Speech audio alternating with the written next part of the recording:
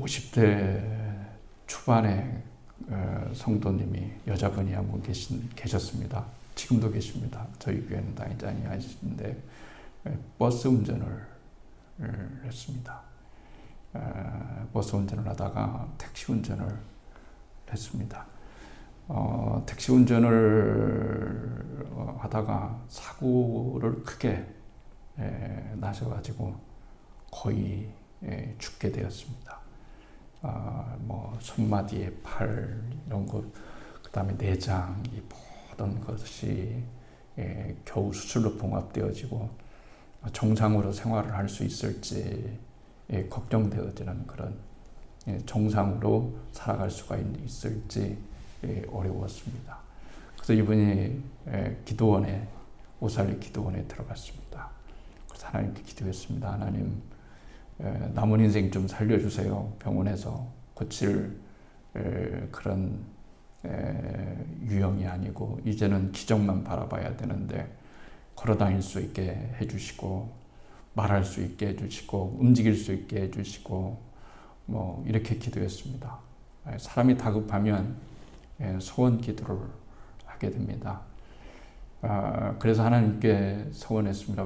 만약에 살려주시면 나머지 인생은 오직 걸어다니고 비가 오나 눈이 오나 한결같이 전도의 삶을 살고 영혼 구원을 위해서 살겠습니다. 그렇게 말씀 하나님께 드리고 15년 동안 제가 하나님 앞에 영혼을 300명을 구원해서 하나님께 드리겠습니다. 이렇게 했습니다. 그리고 나서 이제 기도원에서 돌아왔죠. 그때부터 하나님의 말씀을, 하나님께 약속한 그 약속을 지키기 위해서 쩔뚝거리면서 전도지를 나누어 주었습니다. 특별한 비결은 없습니다. 특별한 비결은 없고요. 그냥 그 선물 안에 전도지 들어있고 예수 믿으라는 소리도 않습니다. 그냥 뭐 요즘은 시대가 달라서 예수 믿으라고 하면 피하잖아요. 그러니까 그냥 선물 주는 거예요. 행주도 주고 뭐 휴지도 주고 또 여러 가지 줘요. 주는데도 안 받는 사람은 없잖아요. 그래서 받습니다. 이렇게 해서 그 분이 300명 이상을 약속을 하나님께 소원을 지키고 건강해졌습니다. 지난주에 그분을 좀 만났습니다. 어떻게 하면 전도를 그렇게 잘하세요? 그랬더니 따라와 봐라고 그러더라고요. 따라가 봤는데 비법이 이분만이 가지고 있는 비법이 있는가 보다, 이렇게 생각했어요. 그래서 같이 전도를 아내하고 3명이서 이제 하는데 사실은 우리도 다 해봤잖아요.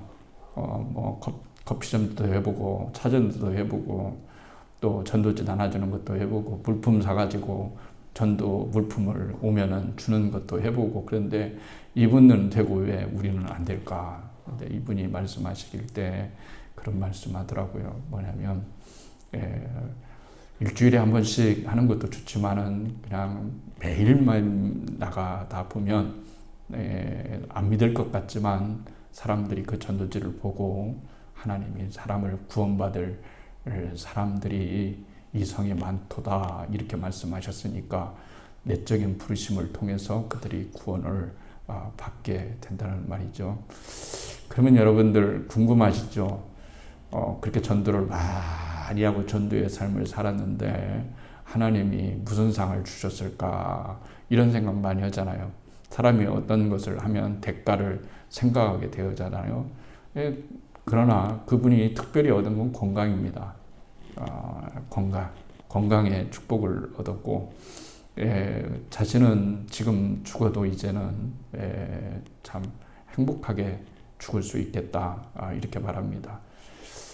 하나님께서 여러분들에게 지금 상을 받을래, 아니면은 하나님 나라에 가서 상을 받을래 얘기하면 여러분 생각 계산으로는 지금 상 받는 게 훨씬 낫죠. 그렇게 생각을 지금 주세요 라고 말할 수가 있습니다. 근데 문제는 지금 상을 받아봤자 얼마나 쓸지, 그 축복을 얼마나 쓸지 모른다는 것이죠. 그러나 하나님 앞에 가서 상을 받는다고 한다면 영혼의 산과 연결되기 있기 때문에 진짜로의 삶, 평가, 이 모든 것을 더하시라고 하는 하나님의 말씀은 하나님 나라에 들어가는 것이, 들어가서 상을 받고 결산받는 것이, 계산받는 것이 훨씬 더 유익하다고 말할 수가 있는 것이죠. 어버이날에 왜 이 설교를 하느냐 이유가 있습니다. 매일 우리는 정해져 있잖아요. 반복되는 설교. 내 부모를 공경하라. 그러면 땅에서 장수하고 네가 잘 되리라. 이런 말씀 늘 알고 있어요.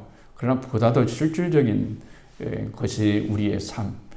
지금 우리 권사님들이 나이를 많이 드셨지만 저희들 또한 나이를 먹고 살아가는 사람이고 부모이기 때문에 우리 모두가 다 자식이면서 동시에 부모라고 하는 두 가지의 타이틀을 가지고 있기 때문에 그렇습니다.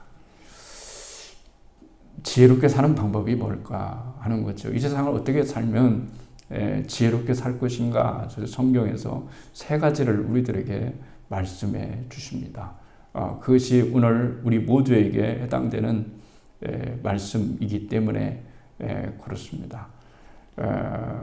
첫 번째는 뭐냐면 오늘 성경에 잠언 말씀에 어리석은 자와 지혜로운 자에 대해서 말하고 있습니다.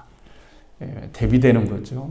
어리석은 자는 어떤 사람이느냐, 지혜로운 사람은 어떤 사람이느냐, 이렇게 말을 할 때 지혜자의 마음은, 지혜로운 사람의 마음은 언제나 초상집에 가 있고, 그리고 우매자의 마음은 언제나 잔치집에 가 있다. 이 말씀 모르는 사람 없을 정도로 유명한 말씀이죠. 그런데 주님께서 이 말씀을 하신 이유는 무엇일까라고 말을 했을 때 생각해 보면 간단합니다. 지혜자의 마음이 초상집에 가 있다라고 하는 말은 아시는 것처럼 초상집은 사람이 죽은 곳입니다. 사람이 죽은 곳이 장례식장이죠. 장례식을 볼 때 사람은 마음이 숙연해지는 거예요. 뭐 때문에 숙연해지는 걸까요?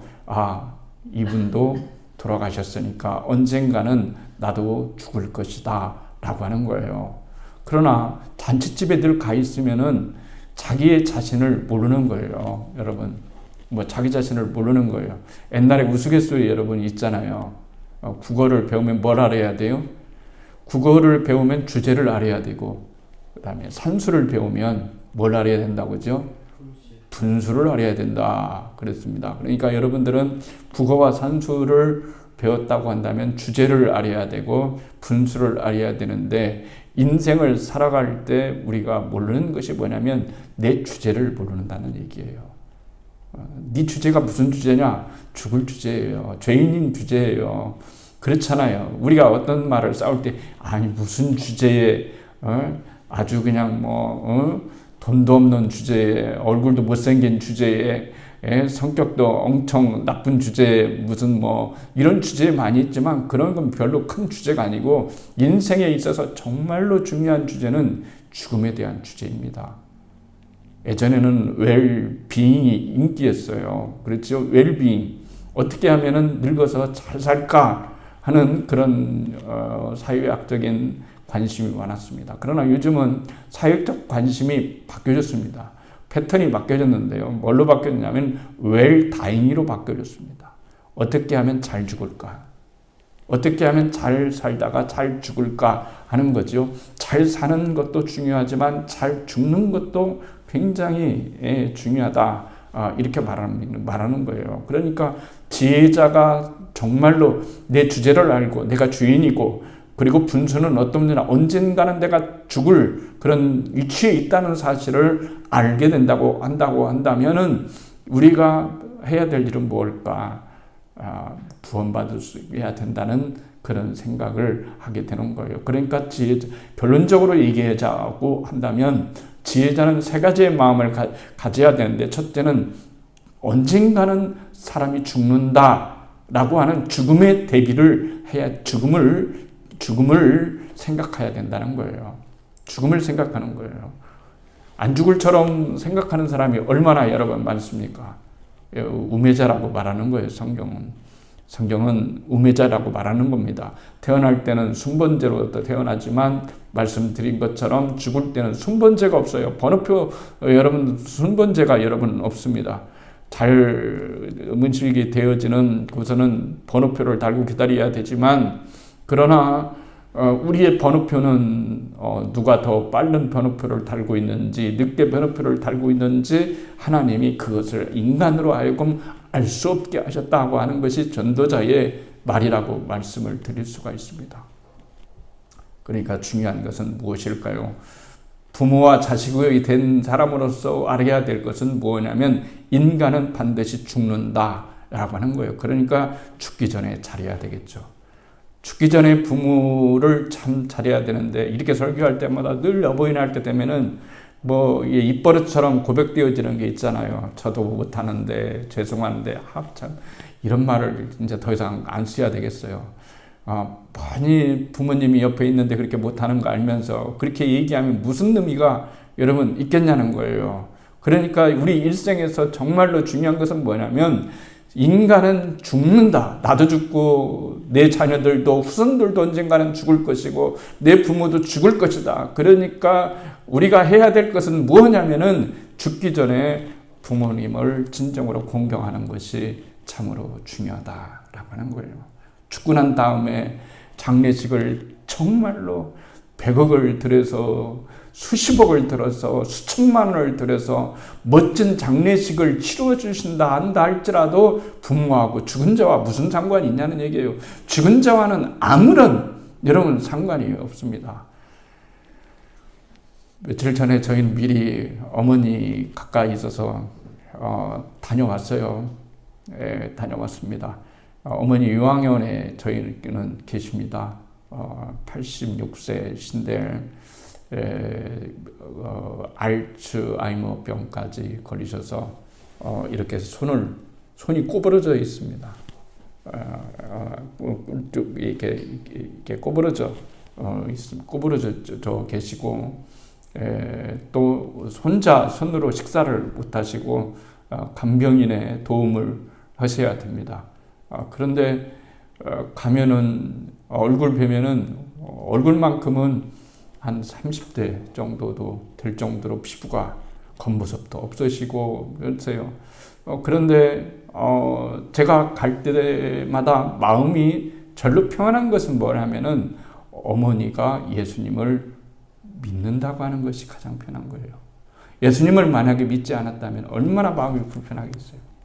가서 전도해야 된다고 해서 갑자기 평생을 예수님을 안 믿고 살아왔던 분이 갑자기 예수를 믿겠다고 하는 것도 있겠지만 그게 힘드니까 진짜로 중요한 것은 뭐냐면 우리 부모가 죽기 전에 우리 부모가 정말로 이 세상을 떠나기 전에 잘해드리는 것이 무엇일까라고 했을 때 영원한 생명, 하나님이 주시는 영원한 천국 이것을 그분에게 전달해 드리는 것, 전해드리고 알게 하고 그 은혜를 입게 하는 것이 우리 인생에서 가장 중요하다라고 하는 겁니다. 그게 굉장히 여러분 중요해요. 갈 때마다 어머니께서는 예수님 때문에 산다 그런 거죠. 예수님 때문에 사는 거예요. 우리도 나중에 가면은 팔팔하고 이렇게 있겠지만요. 이게 시간이 지나면 문제가 달라져요. 왜 달라지는 걸까요? 두 번째 지혜는 왜냐하면 첫 번째 지혜는 인생을 살아가면서 죽는다고 하는 것을 기억해라 하면 인생 달라지는 거예요. 죽는다. 더 중요한 건 뭐예요? 오늘이 내 인생의 마지막일 수 있다라고 그런 말들을 하잖아요. 그렇게 마지막일 때 어떻게 여러분 살겠냐는 거예요. 내가 언젠가는 죽을 존재고 내일 죽을지 언제 모를지 그런 존재라고 한다면 내 인생을 보다 가치 있게 사용하고 내 인생을 진짜로 엉뚱한데 여러분 사용하면서 그렇게 살아가지를 않는다라고 하는 것을 성경은 우리들에게 보여줘요. 그 다음에 두 번째 지혜는 죽음의 중상들을 알아야 되는 거예요. 죽음이 오는 중상들을 알아야 되는 겁니다. 나이가 들고 세월이 지나고 생로병사하고 하는 것이 인간이기 때문에 보세요. 이렇게 전도서 12장 3절에서 7절까지는 이렇게 보는데요. 이런 말씀이 있습니다. 잘 들어보세요. 그때가 되면 너를 보호하는 팔이 떨리고 정정하는 두 다리가 약해지고 이는 빠져서 씹지도 못하고 눈은 침침해져서 보는 것마저 힘들고 귀는 먹어 바깥에서 나는 소리도 못 듣고 맷돌질 소리도 희미해지고 새돌이 지저귀는 노랫소리도 하나도 들리지 않을 것이다. 높은 곳에는 무서워서 올라가지도 못하고 넘어질세라 걷는 것마저 무서워질 것이다. 검은 머리가 팥뿌리가 되고 원기가 떨어져 보약을 먹어도 효력이 없을 것이다. 사람이 영원히 쉴 곳으로 가는 날 길거리에는 조객들이 오간다. 은사슬이 끊어지고 금그릇이 부서지고 샘들의 물들이 물동이가 깨지고 우물에서 드로레가 부서지기 전에 너는 창조주를 기억하라. 육체가 원래 왔던 흙으로 돌아가고 숨이 그것을 주신 하나님께로 돌아가기 전에 너는 내 창조자를 기억해라. 이렇게 말하는 거예요. 창조자를 기억해라. 중상들이 있는 거예요. 나이가 들면 하나님 나라가 가까워지면은 우리의 인생들은 다 여러분 그러면 그때가 되면 너를 보호하는 팔이 떨려요. 팔 떨려. 여러분 팔 떨립니다. 정정하는 두 다리는 약해집니다. 이는 빠져서 여러분 씹지를 못합니다. 아니 이가 없으면 틀리하면 되잖아요. 그런데 어떻든 틀리든 어쨌든지 간에 여러분 마찬가지예요. 눈은 침침해져서 보는 것마다 힘겹고 옛날에는 보는 것들이 여러분 깨알 같은 글씨에도 이렇게 봤는데 지금은 눈을 갖다 대도 더 안 되고 멀리 떨어져도 안 보고 돋보기를 사용해야만 되어지는 그런 시간이 누구나 다 온다는 거예요.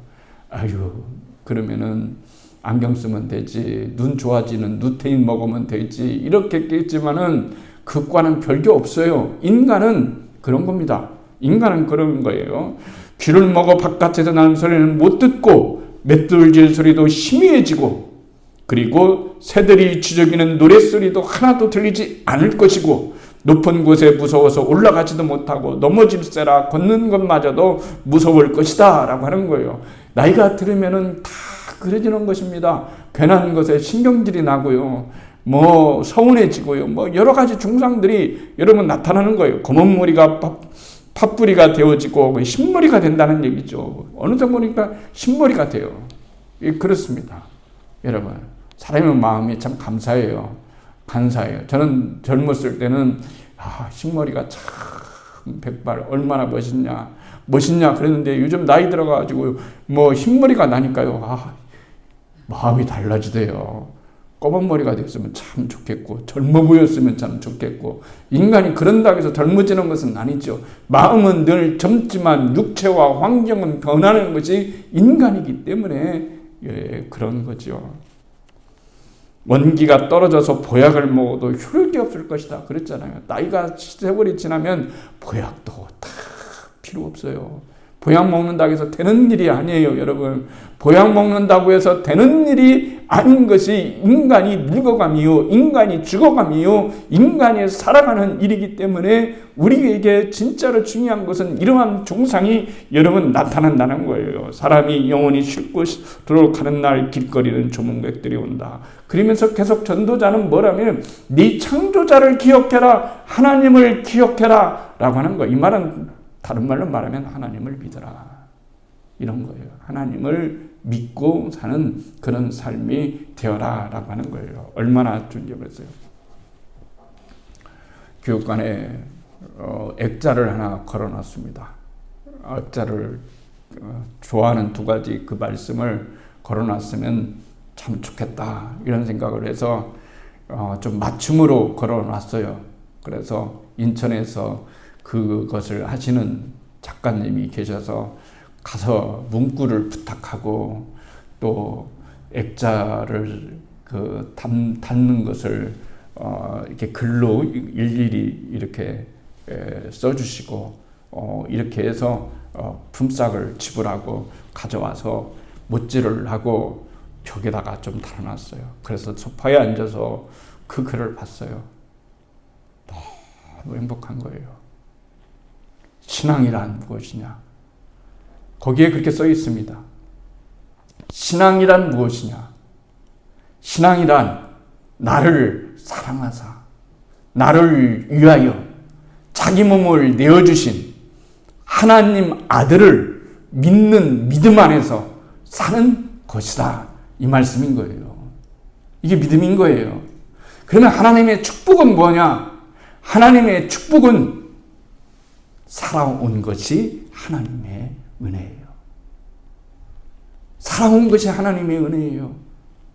하나님의 축복이 없었다면 여기까지 살아올 수가 없었습니다. 살 수가 없습니다.